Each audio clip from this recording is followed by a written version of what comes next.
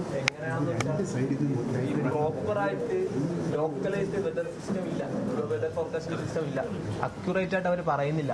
അതായത് ഒരു ദിവസം ഇപ്പോൾ ഈ 2-3 ദിവസത്തിന് മുമ്പ് 40 കിലോമീറ്റർ കാറ്റടിക്കുമെന്ന് പറഞ്ഞു, പക്ഷെ അന്ന് ഒന്നും ഉണ്ടായില്ല. അപ്പൊ ഇങ്ങനെയുള്ള ഒരു ഇതുണ്ടാകുമ്പോൾ മത്സ്യത്തൊഴിലാളികൾക്ക് കടലിൽ പോകുമ്പോഴാണ് അവർക്ക് അന്നുള്ള ഭക്ഷണത്തിനുള്ള സംഭവം കിട്ടുന്നത്. അപ്പൊ ഇത് ഉണ്ടായില്ല, അയ്യോ ഞങ്ങൾ പണിക്ക് പോയിരുന്നെങ്കിൽ അവർ വിശ്വസിക്കുന്നില്ല. അവിടെ ഒരു അവിശ്വാസം ഉണ്ടാകുന്നവർക്ക്. കാറ്റടിക്കുമെന്ന് പറഞ്ഞാൽ കാറ്റടിക്കാതിരിക്കുമ്പോൾ ഇന്നലെ കാറ്റടിച്ചില്ലല്ലോ. അപ്പൊ അക്യുറേറ്റ് ആയിട്ട് ഒരു വെതർ ഫോർകാസ്റ്റ് അതും ലോക്കലൈസ്ഡ് ആയിട്ട് കൊടുക്കാൻ പറ്റണം. കാര്യം എന്ന് വെച്ചാൽ ഏതെങ്കിലും ജില്ലയിൽ ഇപ്പൊ കാറ്റടിക്കുന്ന ഇവിടെ ഉള്ള ഒരു പണിക്ക് പോകുന്നുണ്ടെന്ന് പറയുമ്പോഴത്തേക്കും അവർക്കത് വരുമാന മാർഗം തടസ്സമാവുകയാണ്. പക്ഷെ കൃത്യമായിട്ടൊരു ഇടപെടൽ ഉണ്ടാകുകയാണെങ്കിൽ ഇത് ഉറപ്പായിട്ടും നല്ല രീതിയിൽ ചെയ്യാൻ പറ്റും. ഈ ആവശ്യം പറയാൻ കാരണം ഞങ്ങളുടെ പപ്പ പണിക്ക് പോകുമ്പോഴത്തേക്കും വീട്ടിലെ അമ്മ എങ്ങനെ ഇരിക്കും, മക്കളെങ്ങനെ ഇരിക്കും എന്ന് ഞാൻ കാണുന്നതാണ്. ഇത് തന്നെയാണ് ഓരോ മത്സ്യത്തൊഴിലാളികളുടെ വീട്ടിലെ അവസ്ഥ. അപ്പോ ഇന്നിപ്പോ കാണാതിരുന്ന് ഇന്ന് 11 ദിവസമായി. 11 ദിവസമാകുമ്പോ ഈ 11 ദിവസം ഞങ്ങൾ അനുഭവിച്ച മാനസിക വ്യതകളെന്ന് പറഞ്ഞാൽ അത് പറഞ്ഞറിയിക്കാൻ പറ്റത്തില്ല. സോഷ്യൽ മീഡിയയിൽ എന്തെങ്കിലും എന്ന് പറയണമെന്ന് വെച്ച് വിഷമമില്ല എന്നല്ല, അത് ഉള്ളിൽ അടക്കി പിടിച്ചുകൊണ്ടാണ് ഞങ്ങൾ ഓരോ കാര്യങ്ങളും വന്ന് പറയുന്നത്. ഇത് പറയുന്നത് നാളെ പപ്പ തിരിച്ചു വരുമെന്ന് ഞങ്ങൾ ഇപ്പോഴും വിശ്വസിക്കുന്നു, ഉറപ്പായിട്ടും തിരിച്ചു വരുമെന്ന് വിശ്വസിക്കുന്നു. നാളെ ഒരു പക്ഷേ വീണ്ടും പണിക്ക് പോകേണ്ടി വരും, ഇവിടെ ഉള്ളവർ വീണ്ടും പണിക്ക് പോകും. അപ്പോ കുടുംബങ്ങളിലുള്ള പെണ്ണുങ്ങൾക്കും വീട്ടിലുള്ള കുട്ടികൾക്കും സമാധാനത്തോടെ ഇരിക്കാൻ പറ്റണം. ഇതിനു വേണ്ടിയിട്ടാണ് ഓരോന്നും പറയുന്നത്, വേറെ ഒരു ഉദ്ദേശത്തിലുമല്ല. ഇത് ഒരു രീതിയിൽ ഞങ്ങൾ രാഷ്ട്രീയവൽക്കരിച്ചതുമല്ല. ഒരു തെറ്റുമില്ല അതിനകത്ത്. നിങ്ങളുടെ വിഷമം പറയുന്നത് യാതൊരു പ്രയാസവുമില്ല.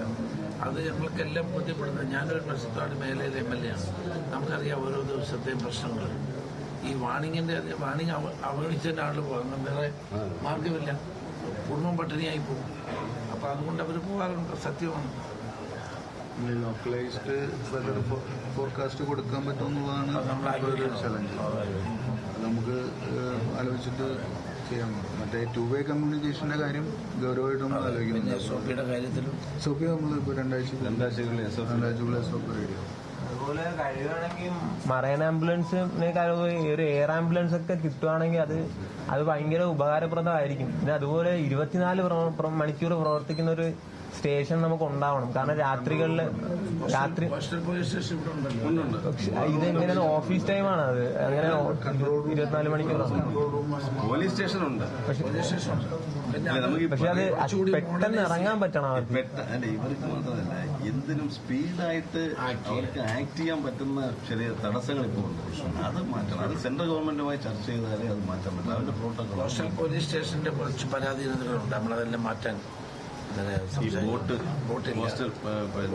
മറൈൻ ബോട്ട് അതിനൊന്നും അതല്ല. നമ്മളെ ഈ ഹോക്കിക്കാലത്ത് വാങ്ങിയ 2 ആംബുലൻസുകൾ 18 കോടിക്ക് വാങ്ങിച്ചു. ചെറിയ കടലിൽ പോലും ഇറങ്ങാൻ പറ്റും. അത് എന്റെ മാനുഫാക്ചറിംഗ് ഡിഫക്റ്റ് ആണ്. നമ്മൾ അന്നേ പറഞ്ഞതാണ്. അതിനിപ്പം നമ്മളത് മാറ്റണം, പുതിയത് നമ്മൾ ചെയ്യേണ്ടി വരും. പഴയതിൽ എന്ത് സംഭവിച്ചു നമ്മൾ അന്വേഷിച്ചില്ല. ആ പൈസ എന്ന് പറയുന്നത് ഹോക്കിയിൽ CMDRF ജനങ്ങൾ കൊടുത്ത പൈസയാണ്. അതുകൊണ്ട് 18 കോടി രൂപയ്ക്ക് 2 ആംബുലൻസ് വാങ്ങി. ആ 2ഉം ഇതിപ്പോ അത് 6 മാസമായിട്ട് അവിടെ കിടക്കുകയായിരുന്നു. ഈ സംഭവം ഉണ്ടായതിന്റെ അന്ന് 31-ാം തീയതി രാവിലെയാണ് പറഞ്ഞു CPO. അപ്പൊ ഞങ്ങളാണ് ചെയ്ത് എന്നാണ് പറഞ്ഞത്. പക്ഷെ അതിന് പറ്റില്ല. അത് മോഡേണൈസ് ചെയ്ത് അത് പറ്റിയേ പറ്റും. പുതിയ സുരക്ഷയുടെ സുരക്ഷയിൽ നമുക്ക് ബഡ്ജറ്റിൽ ഇത് തന്നിട്ടുണ്ട്. അതിൽ നിന്ന് ബഡ്ജറ്റിൽ പോകുന്ന ഈ വാണിജ്യമുള്ള ദിവസങ്ങളിൽ മെയിൻ്റനൻസ് കൊടുക്കുന്നതിന് മുന്നിൽ അത് നമ്മൾ പറഞ്ഞിട്ടുണ്ട്. ചെയ്യും. സെർച്ചിന് നടത്തുമ്പോഴത്തേക്കും ഫിഷർമാൻ ഇപ്പം റഫ്സി ഫിഷർമാൻ ആകുമ്പോൾ അവർക്കത് റഫ്സി എങ്ങനെ ഹാൻഡിൽ ചെയ്യണമെന്നും ആ കാര്യങ്ങളൊക്കെ അവർക്ക് അറിയാൻ പറ്റും. പക്ഷേ അതെ, അവരെ കൂടെ കൂട്ടണം. കാരണം കോസ്റ്റ് ഗാർഡിൽ അവർ കയറ്റണം. അതെ അതെ, അവരുടെ പ്രോട്ടോകോൾ അവർ സമ്മതിക്കുന്നില്ല. അവർ ഒരു കാരണവശാലും സമ്മതിക്കുന്നില്ല. അതിന് നമ്മൾ കാരണം അത് ഡിഫൻസിന്റെയും ആയതുകൊണ്ട് പക്ഷെ അതാണ് അതാണ് ഇഫക്റ്റീവായിട്ട് ചെയ്യാൻ പറ്റുന്ന ഒരു സാധനം. അതാണ് ഈ മത്സ്യത്തൊഴിലാളികളുടെ കൂട്ടത്തിൽ നിന്ന് തന്നെ ആളുകളെ ഇൻവോൾവ് ചെയ്തിട്ട് ഒരു റെസ്ക്യൂ ടീം ഉണ്ടാക്കാൻ ഉള്ളൊരു പ്രപ്പോസൽ ഉണ്ട്. അത് പറയുന്നുണ്ട്. ട്രെയിനിങ് ഇപ്പൊ ആകെ ചെയ്യുന്ന പോസ്റ്റൽ പോലീസാണ് അവരെ കൊണ്ടുപോകുന്നത്. ഇന്നലെ വെള്ളത്തിൽ ചെറിയ ബോട്ടുകളുണ്ട്. ഉൾപ്പെടുത്താൻ പറഞ്ഞ അവർക്ക് കുറെ ഗൈഡ് ലൈൻസ് പ്രോട്ടോകോൾസ് ഒക്കെ ഉണ്ട്. അതുവരെ അവരൊക്കെ സമ്മതിക്കുന്നില്ല. റിസ്ക് വന്നാൽ ഇപ്പൊ അവരൊക്കെ എഴുതി കൊടുക്കുന്നുണ്ട്. ഈ മത്സ്യത്തൊഴിലാളി ഞങ്ങളുടെ ഉത്തരവാദിത്തത്തിലാണ് പോകുന്നത്. അല്ല പറഞ്ഞ ഒരു പ്രോട്ടോകോൾ ഉണ്ടായിരുന്നു. എന്നിട്ട് അത് ചെയ്യാം. റെസ്ക്യൂ ഓപ്പറേഷൻ എന്ന് പറയുമ്പോൾ ഇമ്മീഡിയറ്റ് ആയിട്ട് ചെയ്യേണ്ടതാണല്ലോ. പക്ഷേ ഇമ്മീഡിയറ്റ് ആയിട്ട് ഈ വെതറിന്റെ കാര്യങ്ങളൊക്കെ പറഞ്ഞിട്ട് അവർ, പക്ഷേ ഫിഷർമാൻ അപ്പം തന്നെ ഇറങ്ങി പോകാൻ അവർ റെഡിയാണ്. അവരിത് സാലറിക്ക് വേണ്ടിയിട്ടോ അല്ലെങ്കിൽ മറ്റ് കാര്യങ്ങളുണ്ടോ, അവരിതൊരു സർവീസ് ആയിട്ട് തന്നെയാണ് ഏറ്റെടുക്കുന്നത്. അതുകൊണ്ടാണ് പ്രളയകാലങ്ങളിലെല്ലാം നമ്മൾ ഫിഷർമാന്റെ സഹായം ആവശ്യപ്പെടുന്നത്. പക്ഷേ ആ ഫിഷർമാനെ തന്നെ അധിക്ഷേപിച്ചുകൊണ്ടുള്ള കുറെ കമന്റുകളും കാര്യങ്ങളുമാണ് ഇത് വരുന്നത്. ഇത് നമ്മളിപ്പോ കാര്യമാക്കുന്നില്ല. പക്ഷെ ഒരു കാര്യമുണ്ട്, നമ്മുടെ ആവശ്യം നമ്മുടെ സർക്കാരിനോട് ചോദിക്കും. നമ്മുടെ ആവശ്യങ്ങൾ നമുക്ക് നമ്മുടെ സർക്കാരിനോട് ചോദിക്കാൻ പറ്റത്തുള്ളൂ. അപ്പൊ അങ്ങനെ ചോദിക്കുന്നതിനെ തെറ്റായിട്ട് ഒരിക്കലും ആരും വ്യാഖ്യാനിക്കരുത്.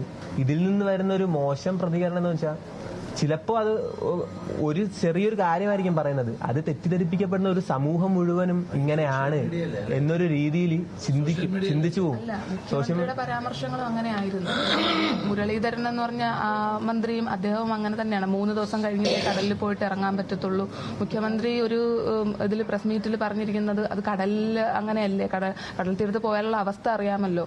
എന്നോട് ഫോൺ കോളിലും അദ്ദേഹം സൂചിപ്പിച്ചത്, അതെ, ഫോൺ സംസാരിച്ചപ്പോഴത്തേക്ക് അദ്ദേഹം പറഞ്ഞത് ഞങ്ങൾ കരക്കാർ കടലിലോട്ട് വന്നാലുള്ള അവസ്ഥ അറിയണം. അപ്പൊ ഇതൊക്കെ നമുക്ക് ഹെർട്ട് ചെയ്യുന്നു. കാരണം ഞങ്ങളെ റെപ്രസെന്റ് ചെയ്തിട്ട് ഇരിക്കുന്ന വ്യക്തിയാണ്. അപ്പം ചെയറിന്റെ ഒരു പ്രധാനം അദ്ദേഹം മനസ്സിലാക്കേണ്ടതിന്റെ പ്രാധാന്യമുണ്ട്. ഗവൺമെന്റ് ആ കാര്യത്തിൽ വളരെ നമ്മൾ ശക്തമായി തന്നെ നടപടിയെടുക്കുകയാണ്. ഇപ്പൊ തന്നെ ലൈഫിൽ പെടുത്തി ഒരാൾക്കും വീട് കിട്ടിയില്ല മത്സ്യത്തൊഴിലാളികൾ. ഇത്തവണ ബഡ്ജറ്റിൽ തന്നെ മത്സ്യത്തൊഴിലാളികൾക്ക് വീട് വെച്ചു കൊടുക്കാനുള്ള പദ്ധതി കിട്ടും. പിന്നെ ഈ പറഞ്ഞ പോലെ ഇപ്പം അമ്മേന്റെ മെയിൻ്റനൻസ്, പിന്നെ SOP നമ്മൾ തയ്യാറാക്കാം. മണ്ണെണ്ണയുടെ നമ്മൾ ഈ 2 മാസം അല്ലേ ആയോ. അപ്പൊ ഇതിനിടയിൽ നമുക്ക് ചെയ്യാൻ പറ്റുന്ന എല്ലാ കാര്യങ്ങളും നമ്മൾ ചെയ്യും. ഫിഷറീസ് മിനിസ്റ്ററും അത് ഫോളോ അപ്പ് ചെയ്യുന്നതുകൊണ്ട് നമ്മളത് ചെയ്യും. കഴിഞ്ഞതായാലും കഴിഞ്ഞു. നിങ്ങളുടെ ബുദ്ധിമുട്ടും വേദനയും ഞങ്ങൾ 100% ഉൾക്കൊള്ളുന്നുള്ളൂ. നമുക്കുണ്ടായാൽ ആ വേദന എന്താണെന്നുള്ളത് നമുക്ക് മനസ്സിലാവും. അതുപോലെയാണ് നിങ്ങളെന്തെങ്കിലും പറഞ്ഞാൽ പോലും ഞങ്ങൾക്ക് അതിനകത്ത് വിഷമമില്ല. അത് വികാരം കൊണ്ട് പറയുന്നതാണ്. പക്ഷേ നാളെ ഇതാർക്കും ഉണ്ടാവാതിരിക്കാൻ എങ്ങനെങ്കിലും തെരച്ചിൽ പൂർത്തിയാക്കി ജീവനോടെ കൊണ്ടുവരാനുള്ള ശ്രമമാണ് ഇപ്പം നടത്തുന്നത്. അത് ഞങ്ങൾ ഊർജിതമായി തന്നെ നടത്തും. നാളെ ക്യാബിനറ്റ് ഉണ്ട്, നമ്മൾ ആലോചിച്ചിട്ട് മറ്റു കാര്യങ്ങളിലൂടെ നിങ്ങളുടെ പറയാ SOPയുടെ 2 ആഴ്ചക്കുള്ളിൽ അല്ലേ. പിന്നെ വേറൊരു കാര്യം, നമ്മൾ തീരെ ഇതാണ് നേരത്തെ സംസാരിച്ചത്. ഞങ്ങളുടെ ചർച്ചയല്ല, ഇതൊക്കെ തീരുമാനമായി. ഈ മത്സ്യത്തൊഴിലാളികളുടെ കൂടുതൽ ഫീഡ്ബാക്ക് എടുത്തിട്ട് വേണം എന്ത് ഇംപ്ലിമെന്റ് ചെയ്യുന്നു. നമുക്കൊരു ഫ്രെയിംവർക്ക് ആയാലും അവരോട് കൂടി അത് ആവശ്യമുള്ളൂ. അല്ല, അവരാൾ ഉപയോഗിക്കുന്നത്. അങ്ങോട്ട് പോയി ആയിക്കോട്ടെ.